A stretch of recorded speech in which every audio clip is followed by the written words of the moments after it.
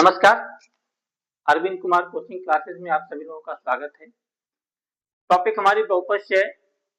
हमारे बच्चे ने कहा था कि इसी क्वेश्चन का एक और क्वेश्चन उठा लीजिएगा, हमको नहीं समझ में आया तो हम कहें ठीक है एक क्वेश्चन और उसका देख लेते हैं बहुपद का।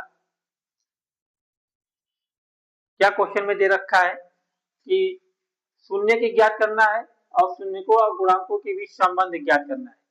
उनको ज्ञात करके जांच करना है कि क्या संबंध सही है कि नहीं सही है। शून्य और गुणांकों के बीच संबंध कैसे ज्ञात करते हैं हम लोग।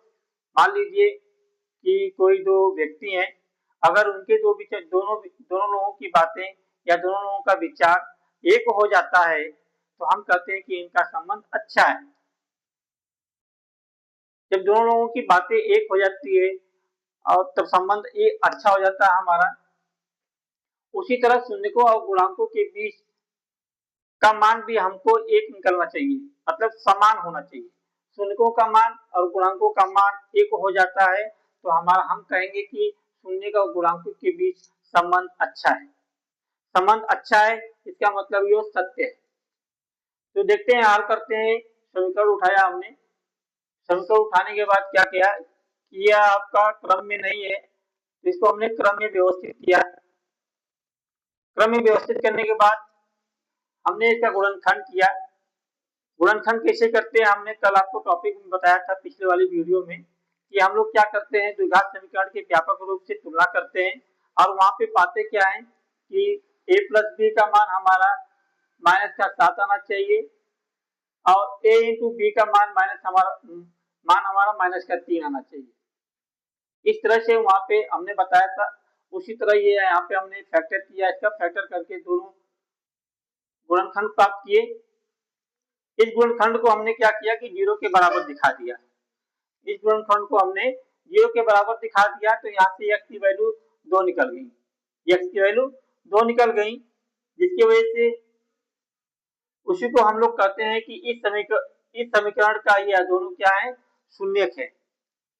अब इसकी जांच किसे करते हैं। जांच करने के लिए हमको दे रखा है कि शून्यकों का योगफल बराबर -x का गुणांक बटे में x स्क्वायर का गुणांक। इस दोनों का मान हमको बराबर आना चाहिए, तब तो हम कहेंगे कि हाँ शून्य का गुणांकों का जो संबंध है प्रॉपर है, बढ़िया है, अच्छा है और वो दोनों संतुष्ट है।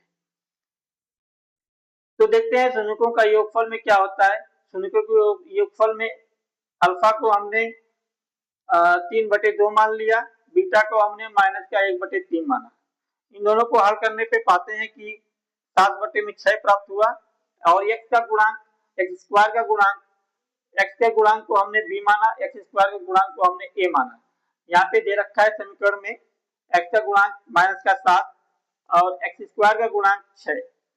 इसको हल करने पे हम पाते हैं 7/6। शून्यकों का गुणनफल में शून्यकों का गुणनफल और अचर पद x स्क्वायर का गुणांक यह दोनों बराबर आने चाहिए। शून्यकों का गुणनफल बराबर अचर का पद बटे में x स्क्वायर का गुणांक, यह दोनों का मान बराबर आता है तो हम कहेंगे कि हाँ भाई इनके गुणनफलों का भी संबंध ठीक ठाक है। तो देखते हैं शून्यकों का गुणनफल a इंटू बी, वही काम। अल्फा माना था हमने 3/2, बीटा हमने माना -1/3। इनको गुणा कर दिया। गुणा करने के बाद पाते हैं कि -1/2 और c/a।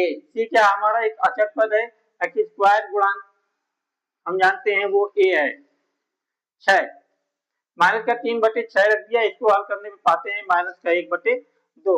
इस तरह से क्या हुआ कि शून्यकों और गुणांकों के बीच संबंध स्थापित हो गया। संबंध इसलिए स्थापित हो गया कि दोनों का मान सेम आया। जब दो लोगों की विचारें सेम आती हैं, दो लोगों की बातें सेम आती है तो हम कहेंगे भैया इन दोनों की विचार अच्छे हैं।